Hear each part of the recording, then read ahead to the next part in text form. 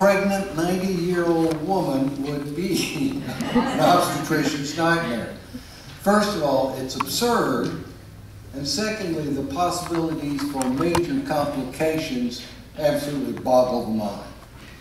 Sarah may be laughing, but I guarantee you that her obstetrician was not laughing. Abraham and Sarah, his wife, were camped by the oaks of Mamre, along with their servants, along with their flocks and all their herds. In the previous chapter, Abraham was given the word about circumcision, which had to be a shocker, to say the least. But he was also informed that Sarah would be the mother of many nations, and that he was going to be the father, at which time he literally hit the ground in a fit of laughter. It may well be that he was laughing to keep from crying, especially after hearing the news about a part of his reproductive anatomy. One can only assume from her reaction in today's reading that he failed to mention the part about motherhood to Sarah. When three men appeared outside the door of his tent, Abraham rushed out and said, "Let me bring you some water. Let me wash your feet. Just rest under this tree. It's hot outside. Let me get some bread so you can be refreshed, and then you can carry on." Well, Abraham was fulfilling his obligation as a host.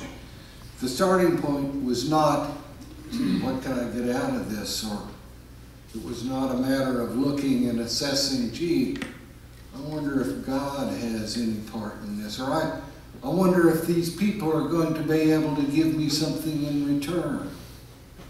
Nor was it a matter of observing them from a distance and thinking, well, I sure hope these people are able to cope with the desert, but they just better not get any closer to me because it's my siesta time and I don't want to be bothered. It was simply an issue of caring and responding to people in need. It was a matter of good manners and of hospitality. Even though Abraham said, look, it'll just be a little bread and water, what he actually did was to go and ask not a servant of the household, but the head cook, Sarah, to make a sumptuous feast. I mean, this was not going to be a 10-minute cookie and soda pop break. He asked Sarah to knead some flour and start making cakes, and he headed off and selected a nice calf and asked his servant to prepare it for them. Then he brought it along with some fresh cottage cheese and milk and set it before the strangers. He offered the strangers a magnificent feast. It was a lot more than bread and water. Choice flour and a calf good and tender. Corresponds to the requirement for what will later be set forth by the law for liturgical sacrifice. Only the best wheat flour was used in the cereal offerings in the temple. It was used to make the bread of presence. And the regulations about sacrifice consistently insist on the necessity of offering only top quality animals for sacrifice. Abraham was doing much more than simply fulfilling his obligation as a host. It was a sacrifice. Well, so they were all chowing down on the feast which had prepared for them. And then one of the strangers said to Abraham, well, hey, where's your wife Sarah? Good question. She's in the tent doing all the cooking and cleaning. Oh, she's in the tent there. Well, the stranger said those words then that truly made this a moment of transition.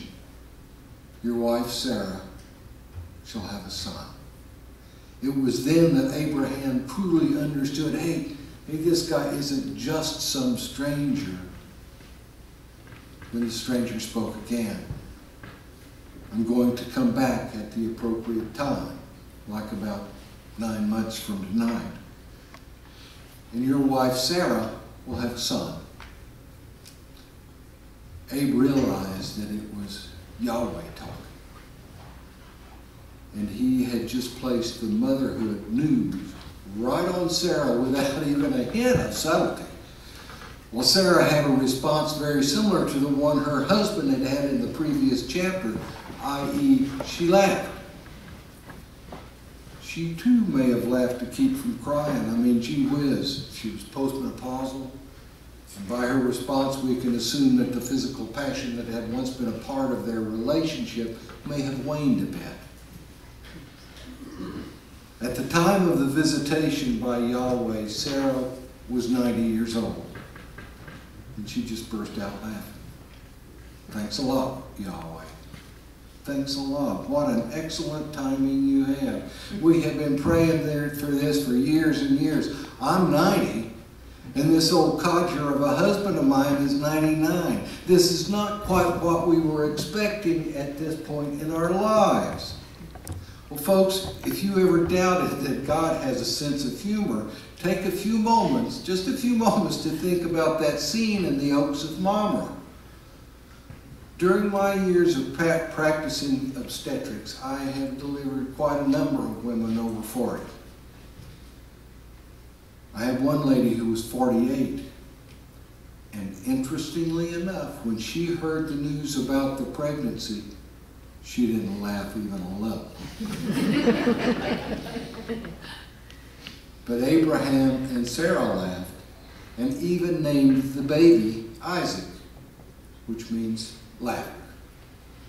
This whole story is absolutely absurd. We also know that there came a time when Sarah laughed in joyful amazement. There was baby Isaac in her arms, but it was also very absurd. Abraham was 100, Sarah was 90. What in the world were they doing with a baby? Well, what they were doing was becoming the patriarch and the matriarch of a brand new religion. A new religion that looked at man's relationship to his Creator in a whole new way. It's the absurd in life that gives us hope as a Christian people. A Messiah is born in a stable of a virgin mother, a blood-stained cross that becomes the symbol of life and hope for the world. It was a group of illiterate fishermen, farmers, housewives, tax collectors, and tent makers who believed that their leader had been raised from the dead, and with that belief as their touchstone, conquered an empire. It all sounds just too absurd. And our deepest hope lies in the absurdity of Sarah's laughter and of a humble young Virgin Mary and a resurrected Lazarus. How absurd is it that a young carpenter would claim to be God-made man? How absurd is the laughter that proceeds from the pure joy of millions of people over the last 2,000 years who have learned and understood and discovered that God is at work in their lives. Is it not laughingly absurd to think that the Creator of the universe should desire to be in relationship with even a single insignificant individual human being?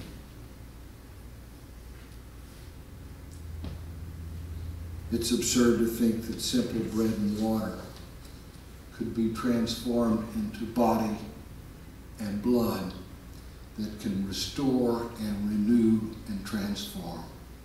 It is absurd to think that the pain and the heartache and the brokenness of this world could be healed one soul at a time by such an absurd concept as grace. Think about it. Think about it. Laugh about it. It truly sounds absurd, but it is as real as that blood-stained cross and an empty tomb. an empty tomb that brings hope to mankind and continues to transform lives. The lives of those who believe and trust in the absurd.